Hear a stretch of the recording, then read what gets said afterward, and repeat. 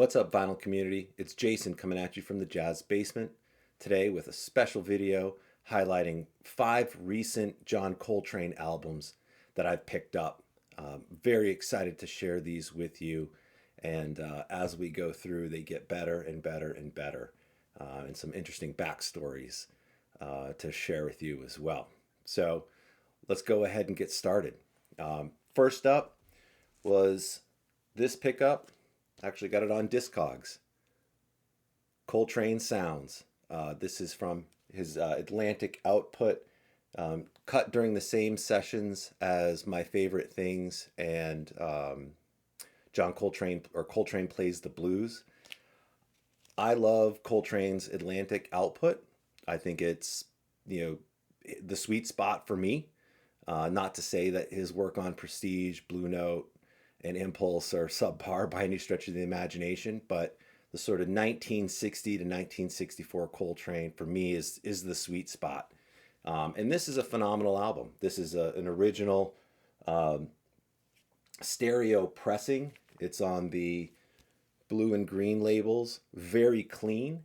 What I like about this is it's pretty straightforward. It has some dark overtones, I would say, at least compared to My Favorite Things. But this is a solid album. I don't see it a lot out there in the wild. It's not terribly expensive. I got this on Discogs for around $60. It's in great shape. I would say it's in excellent condition. The cover, is VG plus. Someone wrote something up here and tried to erase it, but I think it kind of adds a little bit, kind of fits with the artwork, so to speak.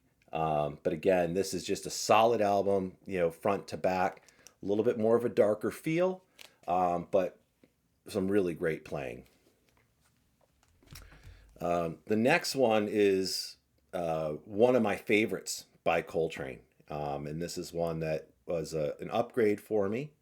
I found it locally from a shop that I go to from time to time. I don't go there a ton, but My Favorite Things, John Coltrane. Again, I think this is an unbelievable album. This is an original mono press, so you get the plum and orange labels. It doesn't have the registered trademark, which you can't really see. But I was in a shop locally, was checking it out. They didn't have, or they just kind of had it up there. I looked at it. It had a lot of fingerprints, a lot of dust. The jacket slightly bent, but the when I looked closer, it looked like it was going to be pretty clean. And was talking with the owner, or actually it was someone else that was working there. He's like, "Oh, I think the owner's going to be in it a little bit. I think you can get a really good deal on this."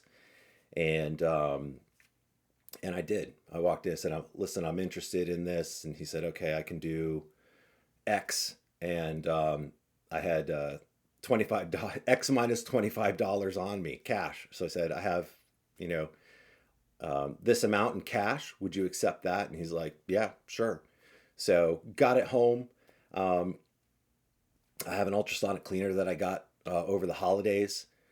Put it in there, did a heavy cycle, cleaned it right up, and it plays beautifully. And this is one that I've had my eyes on for a long time. I had an older, not a few years older, I guess, maybe like a third pressing stereo that I really liked on the green and blue labels, but I always wanted an original mono. I just love those plum and purple, or I guess plum and orange labels. So to find it locally and get a pretty good price on it, it cleaned up beautifully. Phenomenal find. I love the tone on the opening track. My Favorite Things. It's not one that he wrote. It's a cover, but it's just this like hauntingly beautiful sounding track. And this is one that is top of the heap. One of the top records in my collection in terms of what I spin a lot, what I listen to, and certainly right up there with some of his other, some of the other heavy hitters like Blue Train or A Love Supreme. So again, both of those from the same session.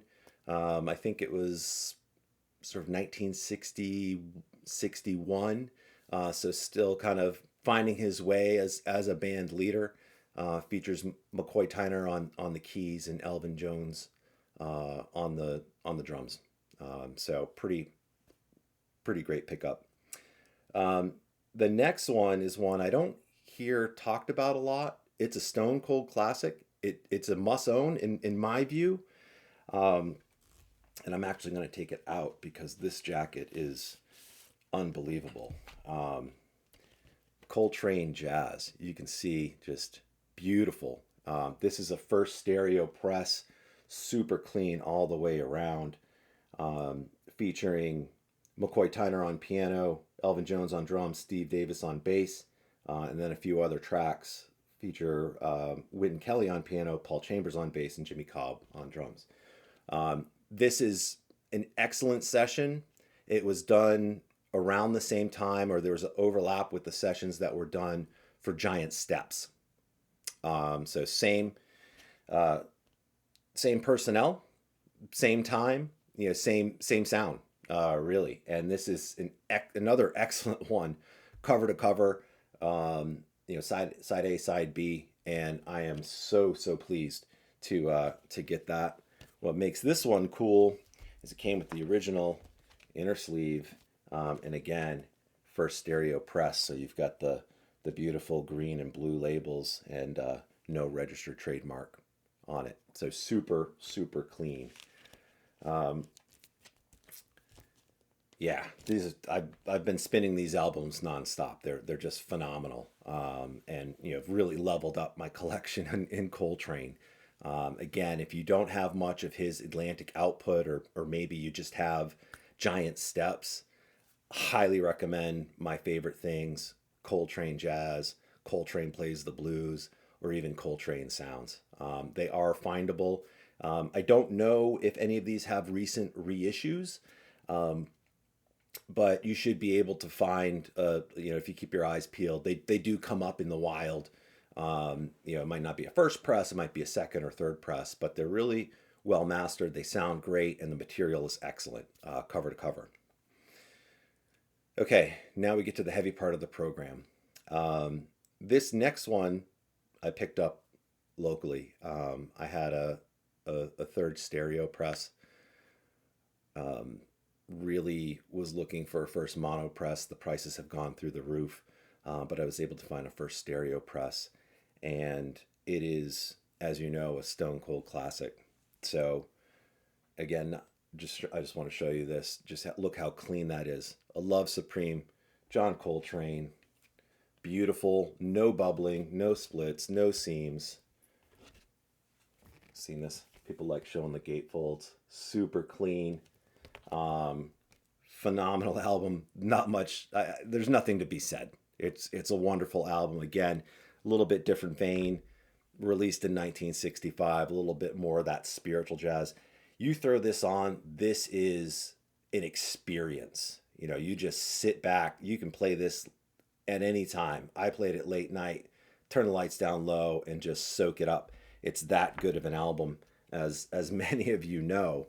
But what was cool about this one is it had a ton of fingerprints. It had some pet hair on it, and it was priced pretty reasonably. But as you can see, this thing is, I mean, it's not near mint because I've played it, but this is excellent plus. There are no marks on this. I ultrasonically cleaned it. No scuffs, no scratches, no hairlines, no discoloration. Just absolutely beautiful. Definitely my forever copy. Getting this and they're like, yeah, it looks kind of VG plus. It's kind of dirty. I don't know why they didn't clean it. That's okay. Their loss, my gain. Mastered by Van Gelder, the whole 9 yards. So that is my forever copy until I find a first mono. And even then, I don't think I'll find one that clean at a reasonable price. So in my heart, I feel like this is my forever copy, and it plays through excellent, if not better. No surface noise. It's amazing. Okay, the next one, pretty heavy find. A little bit of a backstory here.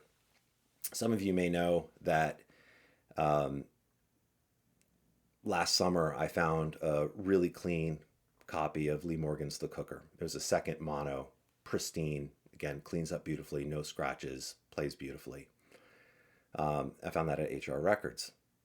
Fast forward to December, they had an original press of The Cooker, and it surprised me because it didn't go for a couple of days, and I was busy with the holidays. But I went in, I checked it out. I had a bunch of trades, I had a bunch of credit, threw in a bunch of cash, and went home with an original press of The Cooker. Um, Amazing, right? I mean, so happy with the second the second mono copy, and then to get the ultimate, the first press. Um, Holidays happen, come back, and was talking with a friend. He's like, "Hey, I'm really interested in your second press." I said, "Okay." So I'm ultrasonically cleaning both of them. I'm looking at the jackets, and I realize that while the wax on the original is original, it's a deep groove. It doesn't have the R undernote. Um, I was looking at the jackets, and I realized they're the same. Okay, and again, at first notice, you're like, okay, no big deal. But if for a record of that caliber and that price range, it's got to be 100% original. And it actually had the same cover as my 1962. So it had Blue Note Records ink, which means it wasn't the original 1958 copy. So I was torn. I was like, what do I do? Um, so reached out to HR, talked to the owner there. He knows me. I do a lot of business there, and he said, bring it back in, um, and locked up a lot of store credit. Said, okay, no problem. This money will get spent at HR. I'm not worried about that. But I felt bad because it was a letdown for me because I thought it was, I had this complete first press. But also it sucked because I had a friend that I was going to hook up that I couldn't. So that kind of sucked until a couple of days ago, and I'll just show it to you. I mean, there's here we go. Blue Train, right? Original first pressing mono copy. Super hard to find. The cover itself is, Fiji, not too bad. Thankfully, the front, you get a little bit of lamination there. Pretty much intact. There's a little bit of a split up top. But what's great about this, two things. One, has the original price tag, $3.69. That cost me a little bit more than that. But what's great is if you can look and see two things. One, Blue Note Records, no ink, 47 West 63rd Street, New York 23.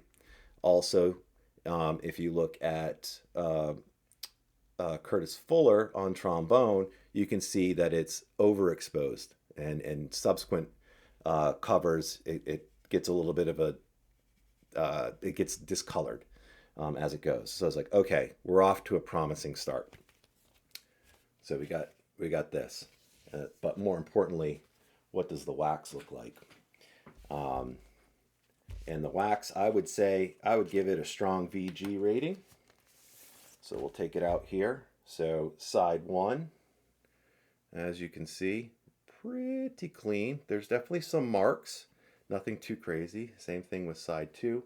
But again, if we look at the side one labels, there's no registered trademark under note. It's the 47 West 63rd Street. But what's great about this one is side B. Side B has the beautiful 47 West 63rd, New York 23 label. So very, very coveted. It plays through strong VG, I would say. It's not a perfect copy, but to have a copy is unbelievable. So again, put it through the ultrasonic cleaner, spun it. It's great. So Blue Train versus A Love Supreme. How would I kind of compare them? They're very different. First off, So Blue Train, more of a hard driving, hard bop, pretty standard hard bop. Features a 19-year-old Lee Morgan, which is a standout. I really like the Curtis Fuller's trombone playing. It's something you don't hear a lot, and then obviously Coltrane's playing on top of that. So there's a lot of sounds going on. You've got three different players on brass, versus a Love Supreme, which is Coltrane on brass, and then piano, bass, and drums. So very different feel musically, very different feel from a lineup perspective. What I like about Blue Train is this record is cut hot.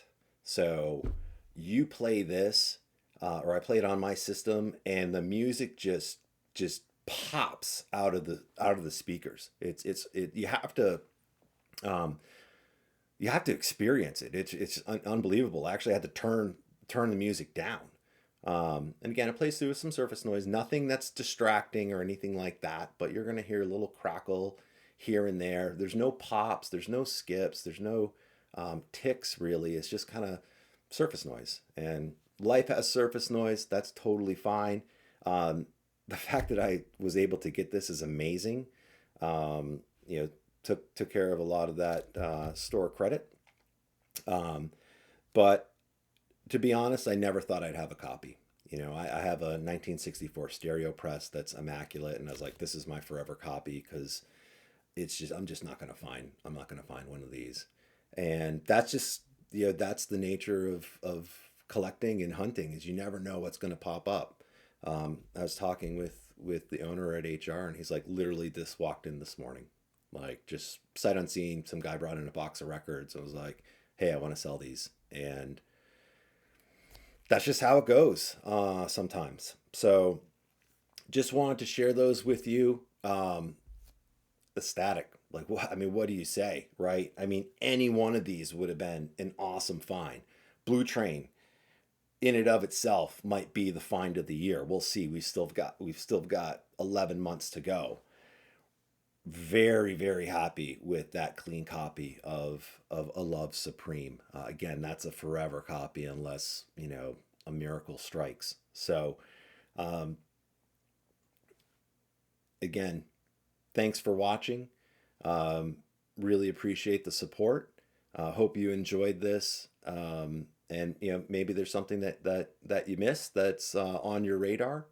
In terms of reissues, actually, I know A Love Supreme has been reissued, and it's a great copy. I had one for a while from Acoustic Sounds. And last time I checked, they just restocked it. It's not out of print, but it's in stock currently. It's the best $35 you're going to spend. So if you don't have a copy, I would jump on that. Excellent sounding, unbelievable. And then some of the others, the Atlantic stuff, I don't think they've had a major reissue recently. Blue Train hasn't, as far as I know. I know Music Matters had one. I actually had a Music Matters SRX that I sold last week, and then 2 days later picked this up. Anyway, that's just kind of how it goes. So thanks for watching. It's a pleasure. I appreciate all your comments. If you have any questions, shoot me an email, thejazzbasement@gmail.com. I do get folks that email me, and made some great friends through the process. So thanks for watching. Hope you guys have a good one. And until next time, take it easy.